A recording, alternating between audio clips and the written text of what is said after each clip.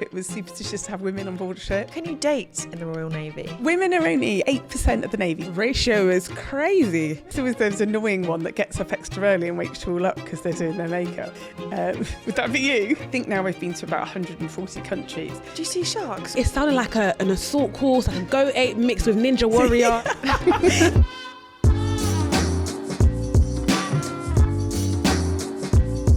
Hi guys, welcome back to Tea at 4. I'm Christy. And I'm Lauren. And this is the podcast where we talk all things that normally stay in the group chat. Today we are joined by Warrant Officer Angie Chill, MBE, to talk about what it means to be a woman in the Royal Navy. And we're gassed. Lovely to meet you. Thank you for coming on. Super excited to be here. We were laughing. You said you didn't realise this was a filmed podcast? No, I didn't. I didn't think anyone would see me. I had to get up early and put some work in. I just thought people would be listening. Like I just listen to podcasts in the car.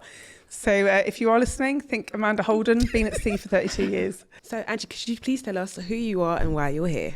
So my name's Warrant Officer Angie Chill, MBE.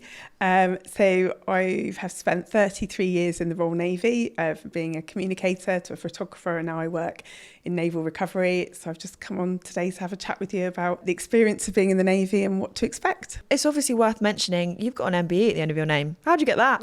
I know, very exciting. So the job that I do in recovery, basically I kind of started off putting people on courses, people that were ill in the Navy, mentally, physically, long-term illness, on these courses that Help for Heroes were providing. And sadly, during COVID, support for Help for Heroes kind of went down. They didn't have the funding to do it. And so I was a little bit like, oh my God, I don't think I have a job, because my job was to put people on their courses. So I thought, well, do you know what? I'm going to see if I can get some money together and run my own.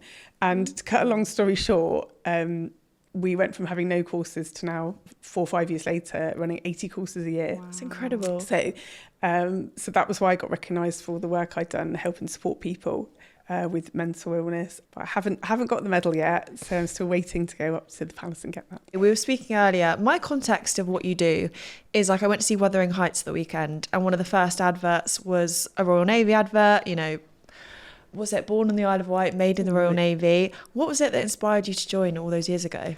Oh gosh, I just didn't want a boring job. I just didn't want to be going into an office every day and coming home, and I couldn't see myself doing sort of anything normal, and I just wanted some adventure.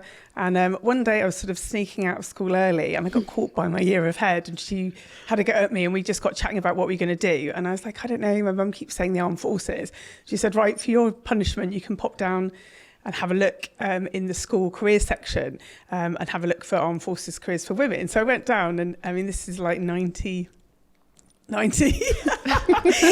I pulled out this folder for like women in the armed forces, big chunky folder. I opened it up, and there was one leaflet for the Royal Navy in there. So I was like, oh, and the careers office is pretty close by, we'll go down and have a look. And it was kind of as simple as that, to be honest. I just sort of thought, I've got to do something, and why not this?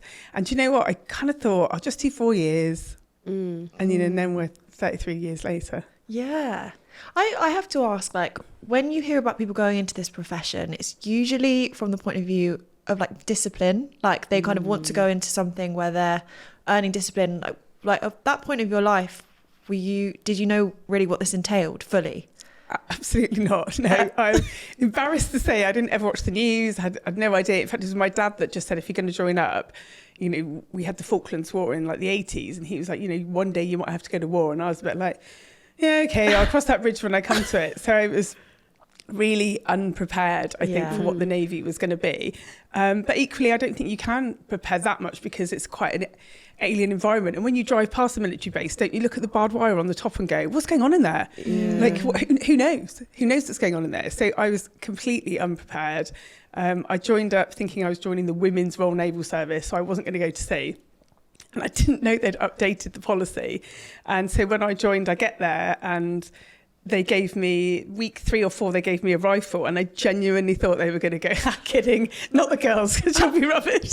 And they didn't know. It was like, seriously, we're going to be shooting guns? Wow. Cool, let's have a go. And then it wasn't until about week 5 where I was jumping off a sort of a 12-foot diving board into a lake and getting in a life raft that I went, oh my God, I'm going to sea. And I can remember sitting in that life raft with everybody soaking wet, thinking, freezing cold, oh well, that sounds more exciting than just being a shoreside Wren, as they were back then, women in the Royal Naval Service. So yeah, but that, I don't sound very bright saying that, but I think They didn't ever write to me and tell me that anything had changed. Wow. It's just the policy had changed in the time that it took me from joining up to get in. Right. But I just thought it sounds a bit more exciting, so see what happens. When you're applying, do you have to look a certain way to join the Royal Navy? Does anyone get in that applies? It's not that anyone gets in. So there is obviously a recruiting process where you sit an exam, you do a medical. So there is a process to get in, but it's designed to get people through, the right people through. And people always say about like, how fit do you need to be? I had a year waiting to join up and I thought I needed to be like super fit. So I spent a year training really, really hard and I got there and I was one of the fittest ones there. So a decent level of fitness will certainly make it loads easier for you. Because as it is, training's difficult because you're learning new stuff every single day. It's tiring. It's very, very long days. They get you up at 6 a.m. and you're running around till 10 o'clock at night. So it's really busy. So if you're fit, it's just one thing that's in the bag. If you can already do some press ups, if you've already got some good strength, and the Navy I got nothing. The Navy fitness test used to be like a run, but now they've changed it to a much more practical test, which makes way more sense because you could argue, does a chef on a warship need to be able to run a mile and a half in under 10 minutes? No, he doesn't. But what he does need to be able to do is pull someone out of a fire or carry somebody or lift something. Right. So now the Navy fitness test is way more targeted on a practical fitness for when you're on a warship, looking after each other, fighting fires. The firefighting equipment's quite heavy. So it's much more about that now than it is just about general fitness. Wow. I know this seems like a silly question, but maybe stripping it back, like what is the purpose of the Royal Navy? Like, and what made you go into this rather than just like the army? It was just that leaflet. Oh, perfect. Another leaflet. Do you know what though? I'm so glad. I think had I known then what I know now, I'm so glad I joined the Navy because I think now I've been to about 140 countries, and a huge part of that is thanks to the Navy. I mean, the Navy's job is obviously as part of we're an island. It's to defend our island, to make sure that if anything happens, we've got a Navy. When you think that a Navy is a allied platform that can deploy anywhere in the world with helicopters, fighter jets, missiles, we are like a little sort of floating armed forces base, if you like, and that's the job of the Royal Navy. It's to protect. And not everybody joins up for that reason. People join for all different reasons. But I think it's important to keep that in mind. And like my dad said, one day you might have to go to war. It's always important to keep that in mind as well. Yeah. Basic training is at HMS Raleigh, which is in Toll Point in Cornwall. And it's 10 weeks. So it's 10 weeks of preparing you basically to be in the Navy. And then you go into your trade training, and then mine was like 6 months training. But then that ramps down, that shouting at you, and you're there to be professionally trained. So you're going to lessons every day and learning stuff. And I think that's what's really lovely about the Navy is it hugely builds your confidence of every little thing you achieve along the way, every milestone, and there's tons of them in training. And how often from training are you getting deployed? So, I mean, when our guys come out of training, they're all desperate to go to sea because that's what you've just spent time training for. So in between finishing your trade training and going to sea, you do some other courses, one of which is your basic sea survival course. And that course is awesome. You go into the firefighting simulator and learn to fight fires. You go into a damage control simulator, which is amazing. And it moves. It's this huge metal container thing. It looks like the inside of a ship, and it moves, and they flood it with water, and you have to plug up the holes. So if the ship ever gets hit, you can learn to stop it. You do gas mask training, and you do the whole week of all this stuff. I feel like for me, it sounded like an assault course, like a Go 8 mixed with Ninja Warrior. It sounds like I'm excited. Like I want to do like a day. Yeah. Maybe I should do like a trial day. Let's see how I'll do. Do that? Is that possible? I don't think they don't offer you a trial day. As someone that obviously doesn't have experience within this, when you are being deployed, is it always in the same places? Are you with the same team? Is it men and women, or is it just women? In the Navy, you move roughly every 2 years, which actually really keeps it fresh. Yeah. So every 2 years. So my first ship I had was HMS Broadsword. I did a Caribbean tour out the West Indies, which was amazing. I saw so many different places. Came off that, did some more training, went on to Northumberland. I was on there 3 years. We did a Mediterranean trip on that. Falklands. I went down to the Falklands, which was actually amazing as well. And then I retrained as a photographer. And then I went on Ocean, which was a huge helicopter carrier, marine carrier. We had 22 helicopters on board, 1,000 ships company. There's only a 300 ships company, but when we deploy with the flight on and the Marines on, we were over 1,000 people. So that was quite a different environment. And everywhere you go somewhere different. So that was when Iraq and Afghan had started. So we were down in the Gulf. I think in between that, I got to do a Baltic trip on the Campbelltown. So it really just depends. We have loads of adventurous training opportunities and sports. I couldn't even tell you how many sports there are in the Navy. Everything from motorbikes to fishing teams to obviously we have football and rugby teams. I was on the Navy bobsleigh team for 10 years. Yeah, so I went out to Norway and Germany and bobsleighed on the track. So at one point we were doing quite well because there's hardly anybody that does it. So there was only 8 teams in the whole of Great Britain, and the first 3 were the Great Britain team, and then there was like the rest of us. So I think at one point I was about 4th in Great Britain just out of default because there was only about 8 teams. Wow. And then when I kind of gave up that, I started diving, and every year I put in for a diving expedition, and I went up to the Maldives on one, Belize, Gibraltar. So there's amazing opportunities in the Navy, and I think there are 2 types of people. There are people that go in and just kind of do their job, and there are people that go in and go, what else is there? What more can I do? And like I branched, changed to photographer, and being a comms rating was okay, but being a photographer was like insane. You know, I got to meet most of the royal family, flying. You know, people pay hundreds of pounds flying a helicopter. It's flying in one nearly every day. And I think if you go into the Navy with the attitude of what I'll do this for you, but what am I going to get back out of it? You have such a better time. There's so many good opportunities. People just need to go in and grab them and find out more of what's going on. So can you date in the Royal Navy? I mean, women are only, I think we're 8% of the Navy, 7 or 8% of the Navy. It is a more difficult lifestyle, and certainly if you have a partner before you join up, sometimes it's difficult to maintain that relationship because if you go, I'm away for 6 months, that doesn't go down very well with a lot of people. Relationships on board, it's a bit like if you had a relationship in this office, you wouldn't be kissing and doing stuff. And it's the same on a warship. You cannot do anything on the ship. So if you have a relationship, you wait till the ship gets alongside and then you can go off and date and you can do what you want. If you're a different rank, that can cause problems. So if it's an officer and a junior rate and you're in the same chain of command, so they're your boss, normally they get separated. One of you will get taken off the ship. Okay.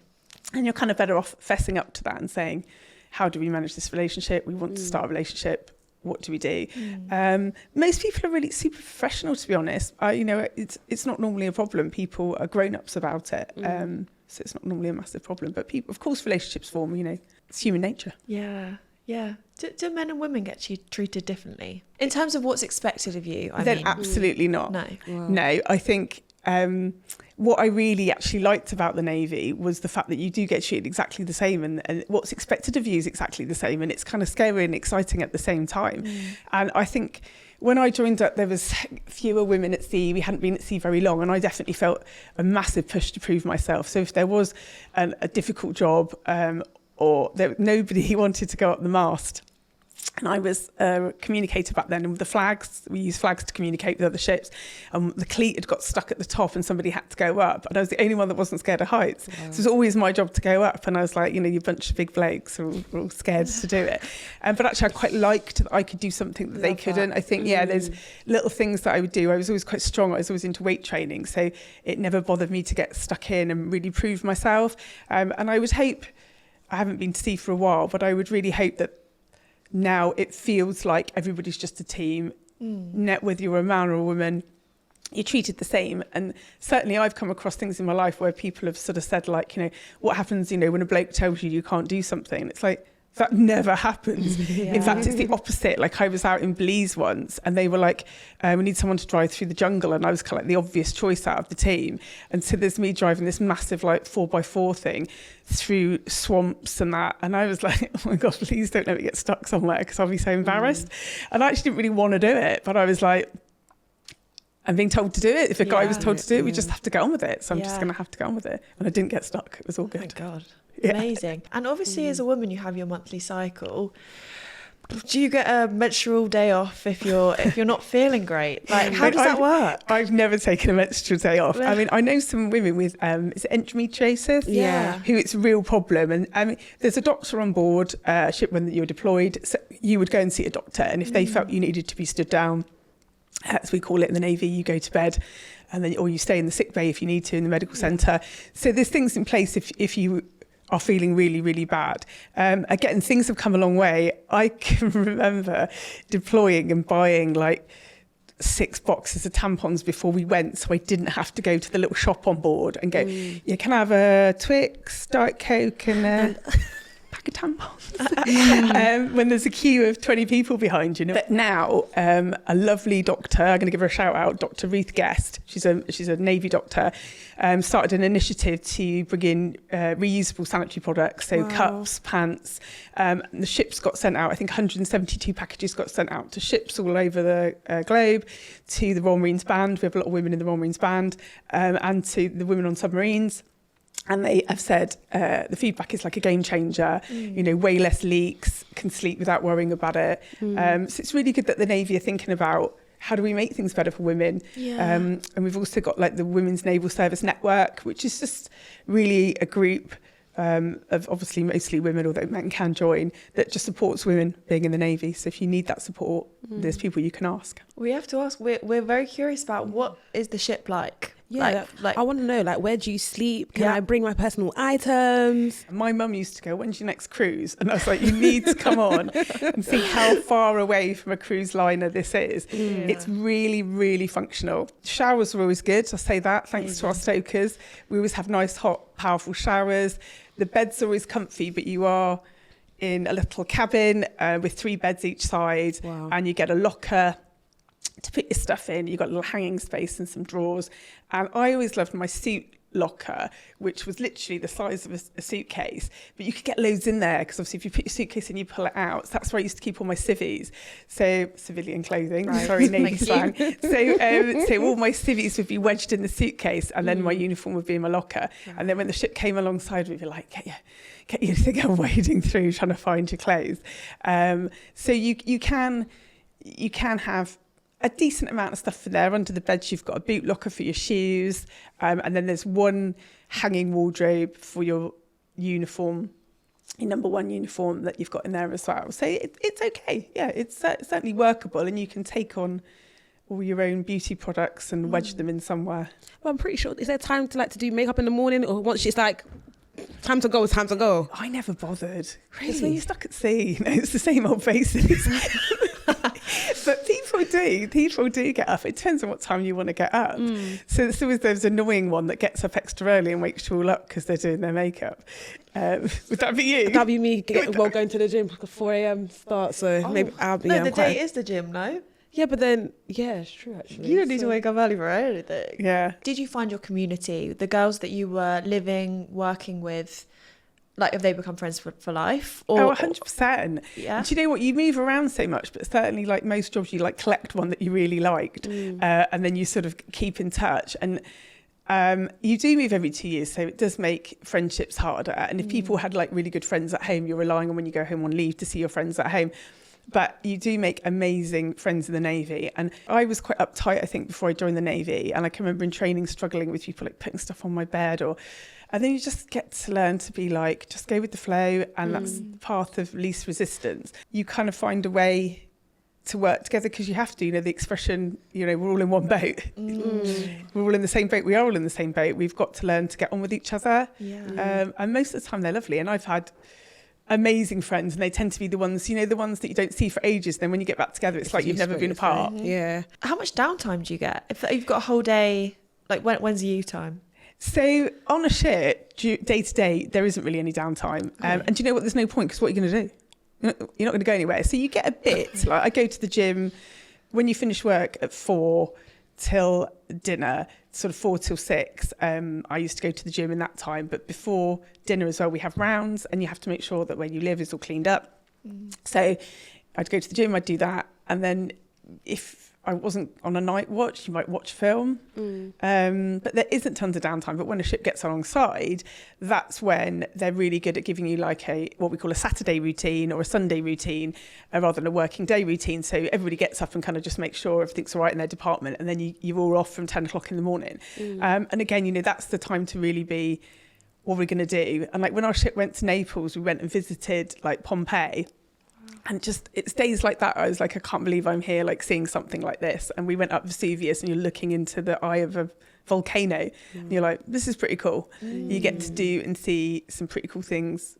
Rio, the big JC, and Sugarloaf Mountain, there's amazing experiences that you have. And you think, if it wasn't for the Navy, I probably wouldn't have come here. Especially when you go to like smaller places and islands that people don't often visit. It feels quite special that you get to go there. Yeah. So you get weekends off? Yeah, if the ship's alongside. If the ship's at sea, it depends. Some of the ships I've had, if you're at sea at the weekend, it's a normal working day. Some of the ships I've had, if you're at sea a long time, so when we were out in the Gulf, because we couldn't go alongside anywhere because the war was on, they would do a Saturday routine at sea, and then it's quite nice when they do that. And a lot of ships do on like a Saturday, they'll have like a barbecue in the evening up on the flight deck. There definitely is that mentality of trying to get people to do stuff that's a bit fun, because otherwise it become really monotonous. And again, it's really weird sometimes just standing on the flight deck having your burger, and as it gets dark, watching the sun go down and having a beer and thinking, this is still pretty cool. Well, obviously being on board, you've spoke about it offers a load of different job roles. You said you transitioned into being a photographer, right? What made you make that move, and how did it differ from your like day-to-day that you were used to? Oh, so there are your bog standard jobs in the Navy, and then there are other jobs. So like a policeman, a physical training instructor, an air crewman. So the air crewmen are the ones that sit in the back of the helicopter and work out the weight, who's on board, what's on board. They sort of manage the back of the cab. And all those jobs, I think you can direct entry some of them now, and divers as well, and mine clearance. They do all the bomb disposal stuff. So some of those jobs you can join up as direct entry, but some of them you have to wait and be in the Navy. And photographer was one of those. But I didn't know the job existed. So I'm on my first ship out in the West Indies, and as we were sailing out of port one day, there was a guy stood on the top of the hangar taking photographs, and I said to somebody, who's he? Where's he come from? And they went, oh, that's the photographer. He's just flown out. He'll be with us for 2 months taking photos of what we're doing on deployment. Wow. And I was like, that's a job. Yeah. So I'm like sat all night logging signals coming in, and I could be like flown out to take pictures. I was like, that looks amazing. So kind of made my mind up that that's what I wanted to do. And it wasn't a quick move. It took a long time, but I got there in the end, and it was well worth it, because it was an absolutely incredible job being a photographer. It was really, really good. And what does that mean? Is it a case of like storytelling? Is it for promotional stuff, or is it like journalistic? What is it? We do a bit of everything. Sometimes we're recording an event. Sometimes we're photographing people in training to promote that, or to use for brochures. Everything is used to promote the Navy. Yeah. And it gave me amazing opportunities. I photographed the Queen, Prince Harry, Prince William, wherever the action was, you're kind of there. Maybe when we think of the Royal Navy and the Army, it seems quite strict and old-fashioned. Is it like that still now? I don't think it is at all. I think the Navy's actually been really good at adapting and becoming more modern. Even like now we have flexible working for people who have to travel a long way. They can do a longer days during the week, so they get home for a longer weekend. The technology's all been updated recently. We've all got laptops. We can work from home if you're shore-based. Wow. I don't think it is so old-fashioned anymore. I mean, obviously it's a disciplined service, but I just find it really funny when people say, oh, I don't want to join the military because it's too disciplined, too rigid. Everywhere you work will be disciplined and rigid. So unless you're going to start your own company, you'll always have a boss. There'll always be somebody you don't like. And if there isn't somebody you don't like, it's probably you that's the idiot. Fair. We've obviously covered the physical side of what it is to be in the Navy. It's worth touching on the mental, like how much that affects your mindset. How did you find that as a woman in that environment? In the beginning, it was all about like really proving myself, and definitely the Navy makes you really resilient. Being on board a ship is a strange environment. It's long days. But I would like to think for a lot of people, the training teaches you to be resilient, because that first initial part when you join the Navy at HMS Raleigh, it is arduous and it does teach you what you need to cope. There's been so many things about the Navy that's shaped who I've become. And they say, I was born in Hertfordshire, but I was made in the Royal Navy. And to a degree it does, it sets some morals and values for you. People in the Navy tend to be really polite. They have a good set of morals. On the whole, no one steals from each other. You can trust people. And I think that's definitely what the Navy teaches you to do and hopefully teaches you to be mentally resilient. Where I work now in recovery, we've been working really hard. And the 10 years that I've been in, things have changed and got better. And there's huge support there. So we have our own mental health teams, we have civilian mental health nurses, and we have military. So you can join the Navy and be a mental health nurse, which is really cool as well. So there's a huge amount of support there for physical and for mental health. I've had my own struggles. I went through it myself, which is why now I'm really passionate about giving back and helping people. Yeah. Because I kind of get it. I never got it before. I was like, cheer up. But that doesn't work. So now I really get it. Yeah. And of course you went away and you had children. How does the Navy handle the concept of stopping to have a family? Is it something you even speak about a lot on board? I think for women it is still difficult because we want to have it all. We want to have our careers, we want to have our families, we want to do everything. Since they put maternity person into each major naval base, I think coming back from having a baby has risen by 90%. Amazing. How long they stay after that, I don't know, because it is hard. So I actually had my twins when I left after my 22 years, and now I'm a reservist and I don't have to go to sea. But a lot of women will have them before that time, and then there is always that kind of hanging over them that at some point they're going to have to go back to sea. But then men do it every day, and we don't bat an eyelid at our men going away and go, you're leaving your kids. Yeah. Whereas when a woman does it, it still is a bit like, oh, you're leaving. But women do, if they want to stay in the Navy and they want to afford their career, they do. And if they don't, there are options. You can take unpaid leave, you can take a sabbatical for a while. So that there are options to try and help women have children and stay in the Navy. Sounds like a basic question. I know men have to shave their heads. Do you have to have a bun like Cadet Kelly? So they only have to shave their heads in training. Yeah. But I always had a bun. I had a bun for 30 years, and then they changed regulations. You're joking. So I can have a ponytail, which I've got a lot of hair. So actually, for me, it's been a joy not having to try and get it in a bun every day. And it pulls your head. Mine's quite heavy. At sea, sometimes I used to relax and let you have a ponytail when no one could see you, but it was a bun the rest of the time. Really recently, lots of the restrictions have been relaxed, and I think because again the Navy's becoming more modern and they realise that if you want your ear pierced twice, it's not going to necessarily make you a bad sailor. If guys want to grow a moustache, because the Marines could grow moustaches, the Navy could grow beards, but now we have people in the Navy with moustaches, we have Marines with beards. Is that going to make them a bad Marine if they've got a beard? It's not, of course it's not. So they have really relaxed everything, and I think because the Navy's getting more multicultural, we've got quite a lot of people from Fiji that have joined, and from St Helena and some of the British Caribbean islands. And because of their hair, it's really hard for them to get it in a bun. Yeah. So that's partly why the regs changed as well, to adapt to different cultures. If I knew earlier, I'd be in the Royal Navy with my bust down, 30 inches, ready to deploy. Yeah, but it's nice. Yeah, it's nice to know that literally there are people that are out there, and I feel like we should encourage more people to join, definitely. 100%. Yeah. Would you say, so your experience of being in the Navy is positive? When you come home, what's that like? Especially mentally, is it a massive discrepancy between life on board and then being back in it really is, and I actually really enjoyed being at sea. Or that said, by the time I'd sort of done it, I'd had enough. But on the whole, I really enjoyed it. We'd be deploying and people would be like, oh God, here we go, 6 months, and I'd be like, yay, let go aft, get the ropes off, let's get going.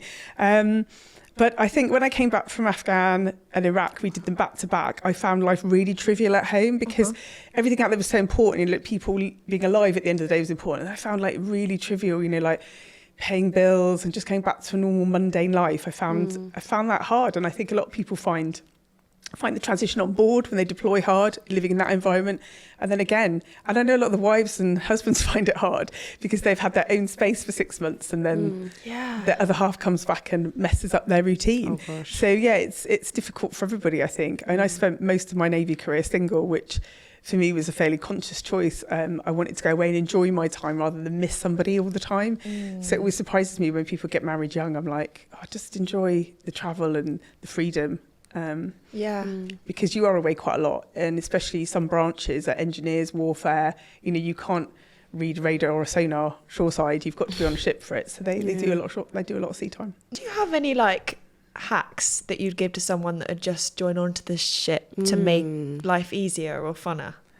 Oh, definitely take your suitcase locker, because otherwise you've just got this cubby hole and you have to try and wedge stuff in. That was always a big thing. Like when you had the suitcase, you were smug.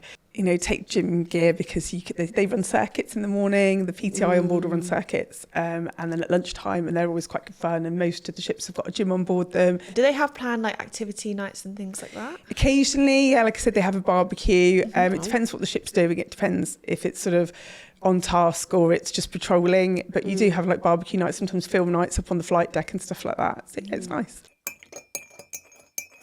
We've got a couple of Navy misconceptions here. People, I guess, have an idea of what it's like to be on board, and especially as a woman. So if you can debunk them, be our guest. Okay. It's all drills making your bed and scrubbing the deck with toothbrushes. Well, I mean, how long does people think it takes to make your bed? I mean, Really if that's good all you're point. doing all day long, you're not going to get much done. You're expected to make your bed, but then if you're at home, you'd be expected to make your bed. And like I said, you do have to clean the ship at sea because you need to live on a clean environment. But that's only part of your job. And when you get alongside, the cleaners come on board. And you only have to make your bed when you get out of it. Like everyone. You have to be able to swim like an Olympic athlete. Absolutely not, no. You have to be able to swim, and you have to be able to tread water for a few minutes as part of your naval swim test. But there are plenty of people that struggle through it. Do you see sharks or anything like that? Do you know, oh my gosh, we once went through a massive pod of dolphins. Oh, amazing. Oh, you can't have a social life. That's just the absolute opposite. I mean, your social life is part of the reason to join the armed forces, I think, because you have an amazing social life. As soon as that ship goes alongside. And do you know what was really great in the girls' messes? Often we'd get alongside somewhere and you'd go back into the rec room, the mess, and go, oh, what's everybody doing? And someone would go, their group's going to the shopping mall, that group's going to the beach, and we're just going to the nearest bar to have some beers. And you would just join in whatever you wanted to do. And I'd be like, oh, can I come with the beach lot? There is a beach bar as well, right? And then that's what you would do. And the social life is incredible and the opportunities are incredible. So, and then you make the really good friends. So that's massively debunked that. When I first started off in the Navy, most of my friends were kind of guys, because like I said, I mean, back then we were 4 or 5% of the Navy. And when I got on my second ship, the girls kind of were a bit like, why don't you want to hang out with us? And I sort of was already hanging out with the boys I worked with. And they were like, come out with us. And I was like, oh my God, you're nice. I was like, okay. And then they were, one of the girls I met on that ship, I was out with her on Saturday night. I'm still friends with her now, 25 years later. Love that. Okay, the next one's giving scurvy. You can't eat bananas on board. That's just from a very, very long time ago, because I think they brought disease and maybe spiders on board. We definitely eat bananas on board. We eat all fruit on board, as long as we can get it. So depending on how long you've been at sea, there is a wide range of fruit, including bananas. Wow. Right. It's just combat and war. It's really not at all. In fact, I sort of spent 12 years practicing being at war before I actually got to do it. And a lot of, I mean, when you think about deployments as well, my first deployment was an anti-drug deployment, which we still do now. So we're out looking for drug traffickers, drug smuggling. Wow. We have anti-piracy deployments, looking for, anti-piracy. That was more pirate stuff. Off of the Gulf. So that was, for a long time, the ships were doing that. At the moment, we've got our carriers that are doing world ship tours. They've been to Japan, out into Singapore, out into the Far East. So it's not that at all. The Navy's got loads of different roles. We've got fishery protection. We've got our new survey ship that I want to call HMS Proteus, which is surveying the seabed, making sure that all our communication lines and that stay safe. So the Navy's got loads of different roles. It's not just war and combat. Did you ever see a pirate? Do you know, when I was saying it, I was thinking of a proper pirate.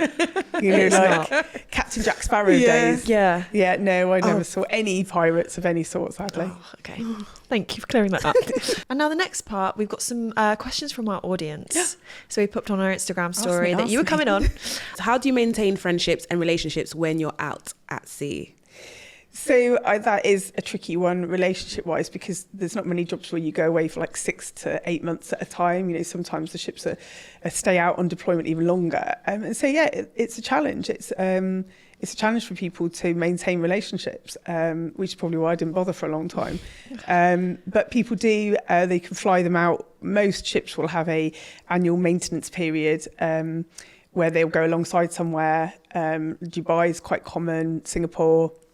Well, you went to Rio and they could fly out family and friends, or when I was in France, actually, I flew home sort of half deployment. So at least then it breaks it up. But I suppose it just depends on your relationship and how you manage it. But yeah, I'm not saying it's easy, because you don't see them for big chunks, but people do it. Are there any old superstitions that still live on Navy ships today? There was, when I joined up, it was superstitious to have women on board a ship. It was deemed bad luck. But seeing as it's been about 35 years now, and nothing catastrophic's happened, I think we can bury that one now. Put the rumour to rest. There's lots and lots of Navy slang and lots of expressions that everybody uses that come from the Navy that probably people wouldn't think of. Like when you say there's not room to swing a cat, they don't mean meow. They mean a cat of nine tails. So that's the cat that they were swinging. Right. And up to scratch was the cat of nine tails being pulled through your hand. And if it scratched you, it was up to scratch. It was good enough. Right. So there's loads of little things we say now that we don't even realise what they come from. And lots of them from the Navy. So we would say, do you want a goffer? And it means, do you want a drink? Or a goffer is a wave that comes over the ship. So you come in wet and everyone goes, what happened to you? You go, I just got goffered. It's a huge wave. It hit me as I was out there. Just loads of different things. Lunches, food, scran. You come into scran. A wet is a cup of tea. So I could do some, and people can guess what they are if you're interested. Yeah. See if they know. Port and starboard scran spanners. Port and starboard grand spanners. Spanner works. Yeah. Well, if you think your scran's your food, so what do you think a port and starboard scran spanner is? Left and right cutlery. Cutlery. Wow. I'll fit right in. Sea dust. Sea dust. Sand. Salt. Oh, Salt. Oh, of course. Yeah. I Sea like dust. that. I like that. Slide. That's a tricky one. Slide. Burger. Sliders. Is it food? Margarine. Slide. Butter. Slide. Oh. It slides on your bread. Oh, yeah, I see that one. Okay. Yeah. Interesting. You probably know deck. Come on, deck. Deck, like... Not like Anton deck. No. Hit the deck. Hit the deck. Floor. The floor. Yes, yeah. And the heads. Do you know what the heads are? Heads, Shoulders, knees and toes? Ceilings. Toilets. Toilets. Because they used to be at the head of the ship, so they're called the I'm going heads. to the head. But everybody still uses it. I mean, some of them aren't so well used, but certainly the ones mostly used are like scran, wet. Do you want a wet? Do you want a cup of tea? I quite like wet for a cup of tea. Yeah. Wet. Do you want a wet? Do you want a wet? And it's different from the armies and the RAFs. So the army will say brew. Right. And they called lunch or food scoff, and we call it scran. So yeah. Scoff it down, yeah. Are there any inside secrets that people don't know about the Royal Navy? I tell you what's a good thing is people don't realise you get qualifications in the Navy, and they really encourage like further learning. So if you're an engineer, for instance, once you get to the level of petty officer, you've automatically got a qualification. As you go up each rank to leading hand in the Navy, which is the same as a corporal, and then to petty officer, which is like a sergeant, you do leadership courses and you gain MVQs in leadership and management, which is really good as well. And every year you're given a standard learning credit, and you can go and do a little course. It's £175, I think it is now. So whether that be like a surf qualification, I did counselling, level 2 counselling qualification for the job that I'm in now. So you can use those. That's a little inside tip. So another thing that you grasp with your hands if you join the Navy. Yeah. Those opportunities. I love that. What luxury item do you pack in your kit that keeps you sane? You can pack quite a lot of stuff. You've got quite a lot of room. So it's not like that one desert island thing and everyone goes, oh, I'd take some lip balm or something. You can kind of take what you want. I always love my headphones because you go to the gym. Now there's Wi-Fi, you can lay on your bed and watch something. So I think your headphones. Nowadays, a really nice feather pillow for me I'd be taking. Absolutely. Because I hate a hard pillow. They're rock hard and they're too big and you feel like you're lying in bed like that. So it'd be a feather pillow with a nice silky or satin cover now. Oh gosh, yeah, one wrong night at this age, just crap. Yeah. Crap in the morning. Do you actually have to be super fit to join the Royal Navy? No, you don't at all. I mean, I would say if you're thinking of joining, it's ticking the box if you get your fitness up. I'd say to people, if you're thinking about applying, apply, because when you apply, they will give you what you need to do. They did for me, this: you need to be able to run this, you need to be able to do these press ups. I was actually really fit by the time I got there because I'd had a year to train. But most people weren't, and they got fitter, lots fitter while they were there. Yeah. And again, the Navy isn't looking for crazy fit people, because when you're on a warship, you're not necessarily doing a particularly arduous job. You know, if you're a stores accountant and you're logging all the stores going in and off and ordering stores, you don't necessarily need to be super fit. Don't worry, don't let that put you off. If you could go back to your first day, what piece of advice would you give yourself? Don't take it too seriously. Yeah. It's just a game to get through training. It's like you're ticking all these boxes. You know, it's not, when you're getting shouted at, it's part of the process. It's not personal. Don't take it too seriously. Just take it in your stride.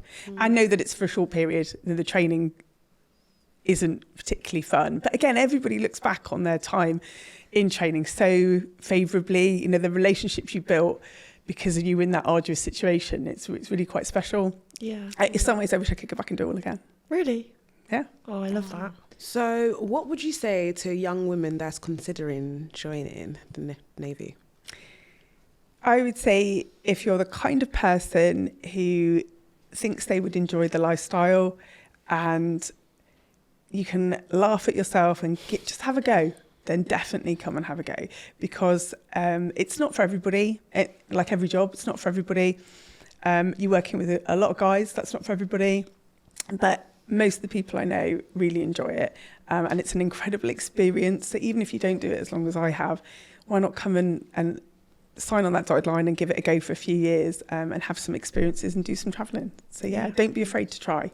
So if people come away from this conversation, and I hope they do, and they feel inspired to look at what the Royal Navy has to offer, where can they find that information? So all the information's online at the Royal Navy website. It's super easy. Just Google Royal Navy careers and you will find all the information, and there's like a job finder on there and stuff, so you can look at what roles there are and think what would most suit you. Yeah, amazing. Well, I've thoroughly been enriched by this conversation. Honestly, coming from not knowing anything about this, thank you for being so open. And yeah, everyone give it up for Angie. Thank you very much. Thank you. It's been a pleasure. Thank you very much. You're welcome.